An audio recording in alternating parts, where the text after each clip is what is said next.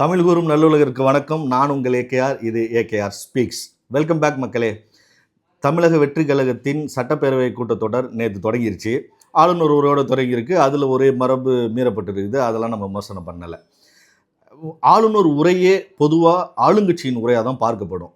ஆளுங்கட்சி என்ன சொல்லுதோ அதை தான் அவங்க பேசுவாங்க. இதில் நமக்கும் முன்னாள் ஆளுநர் ஆர்.என். ரவி அவர்களுக்கும் சில முரண்கள் இருந்துச்சு. அது தேசிய கருத்தை முதல்ல பாடணும்னு அவர் சொன்னார். நம்ம முடியாதுன்னு சொன்னோம். அதனால் அது ஒரு 3 வருடங்களாக ஓடிக்கிட்டு இருந்துச்சு.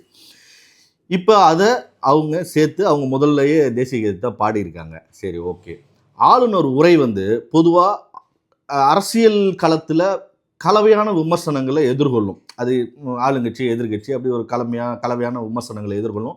ஆனால் இந்த முறை ஆளுநர் உரை பொதுமக்களிடையே வெகுஜன மக்களிடையே ஒரு கலவையான விமர்சனத்தை, இன்னும் சொல்லப்போனால் எதிர்மறையான விமர்சனத்தை பதிவு செய்திருக்கிறதா நம்ம பார்க்குறோம். அப்படி என்ன ஆளுநர் உரை அப்படின்னா, இந்த தமிழக வெற்றி கழக அரசானது பெண்களுக்கும் குழந்தைகளுக்கும் பாதுகாப்பான சூழலை உருவாக்குவதை அடிப்படை நோக்கமாக கொண்டுள்ள அரசாக இருக்கிறது அப்படின்னு ஆளுநர் உரை சொல்லியிருக்கிறாரு. இதில் எதிர்கட்சிகள் என்ன சொல்கிறாங்க அப்படின்னா, மரியாதைக்குரிய உதயநிதி ஸ்டாலின் அவர்கள் இந்த ஆளுநர் உரை ரீல்ஸ் போடுவதற்கான கண்டென்ட்டுகளை கிரியேட் பண்ணுறதுக்கு தான் பயன்படும் அப்படின்னு ஒரே வார்த்தையில் முடிச்சிட்டாரு. திரு எடப்பாடி பழனிசாமி அவர்கள் என்ன சொல்கிறாங்கன்னா, வெறும் 38 நாள் ஆட்சியில் 150க்கும் மேற்பட்ட பெண்களும் குழந்தைகளும் அப்யூஸ் பண்ணப்பட்டிருக்கிறாங்க. இந்த ஆட்சியாக மகளிருக்கும் குழந்தைகளுக்கும் பாதுகாப்பான ஆட்சி அப்படின்றாரு.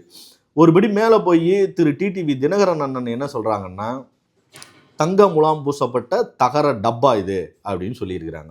சரி, ஓகே. ஆளுநர் உரை எனக்கு என்ன தோணுதுன்னா, இது அவர் தான் கேரளாவுக்கு ஆளுநர்.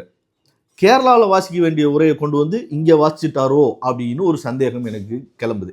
ஏன்னா ஒரே நாளில் 9 சிறுமிகள் பாதிக்கப்படுறதும், ஒரே நாளில் 4க்கும் மேற்பட்ட கொலைகள் நடக்கிறதும் ரெக்கார்டாவது தமிழ்நாட்டில் தான். இப்படிப்பட்ட அரசையாக பெண்களுக்கும் குழந்தைகளுக்கும் பாதுகாப்பான சூழலை உருவாக்குவதை அடிப்படை நோக்கமாக கொண்ட அரசாக இது இருக்குதுன்னு ஆளுநர் உரை சொல்கிறாரு. அப்படி எனக்கு ஒரு சந்தேகம் இருக்குது. இன்னொன்று என்னென்னா, முன்னாள் ஆளுநர் திரு ஆர்.என். ரவி அவர்களுக்கும் நமக்குமான முரண் என்னென்னா, இந்த தேசிய கீதத்தை முதல்ல பாடுறது தான். அதை இவங்க அக்செப்ட் பண்ணிக்கிட்டு தேசிய கீதத்தை முதல்ல பாட வைக்கிறதும், இவங்க என்ன எழுதி கொடுக்குறாங்களோ அதை ஆளுநர் அவர்கள் அப்படியே வாசிட்டு போகிறதும், எனக்கு என்னமோ திரு சிஎம் சார் அவர்களும் திரு கவர்னர் அவர்களும் நல்ல திக் ஃப்ரெண்ட்ஸ் ஆகிட்டாங்களோன்னு தோணுது. நான் ரெண்டாவது நீ பி டீம் அப்படிலாம் நான் சொல்லலை. அவங்க 2 பேரும் நல்ல ஃப்ரெண்ட்ஸ் ஆகிட்டாங்களோ அப்படின்னு எனக்கு ஒரு சந்தேகம் வருது. இதுக்கெல்லாம் விட சிறப்பாக திரு சபாநாயகர் ஜேசிடி பிரபாகரன் அவர்கள் ஒரு கோல் போடுறாரு.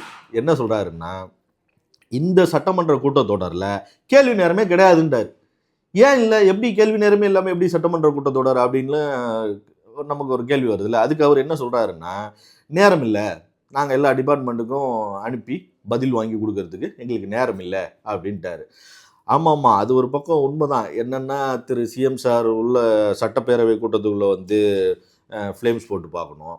அப்புறம் ரொம்ப கண்களை மூடி எல்லாரையும் என்ன பேசுகிறாங்கங்கிறதெல்லாம் கவனிக்கணும், அப்சர்வ் பண்ணணும். அப்புறம் வீட்டுக்கு போன உடனே இவங்க எதிர்கட்சிகளோ மற்றவங்களோ விமர்சனம் பண்ணுவாங்க இல்லையா, அதுக்கெல்லாம் வீட்டுக்கு போய் ஸ்கிரிப்ட் ரெடி பண்ணி சோசியல் மீடியாவில் போடணும். அது மாதிரி புசுனா மாதிரியும் போடணும், புரட்சிகரமாகவும் போடணும். இப்போ இதுக்கெல்லாம் நேரம் நிறையா செலவாகும். இதுக்கு இடையில் அவர் அவரே கொண்டு வந்த சாப்பாடை அவர் கையாலேயே அவர் வாயாலேயே சாப்பிடணும். இதுக்கு இடையில் இந்த பொதுமக்கள் பிரச்சனையை தூக்கிக்கிட்டு சட்டப்பேரவை உறுப்பினர்கள்லாம் அந்த பிரச்சனை சரி செய்யப்படுமா, சட்டம் ஒழுங்கு சரி செய்யப்படுமா, இந்த கோரிக்கை நிறைவேற்றப்படுமா, இதற்கு நிதி ஒதுக்கப்படுமா அப்படின்னு கேள்வியெல்லாம் கேட்டு நம்மளை ரொம்ப டிஸ்டர்ப் பண்ணுவாங்க. அதனால் இந்த சட்டப்பேரவை கூட்டத்தொடரில் கேள்வி நேரமே இல்லைன்ட்டார். போங்க. நன்றி மகளே.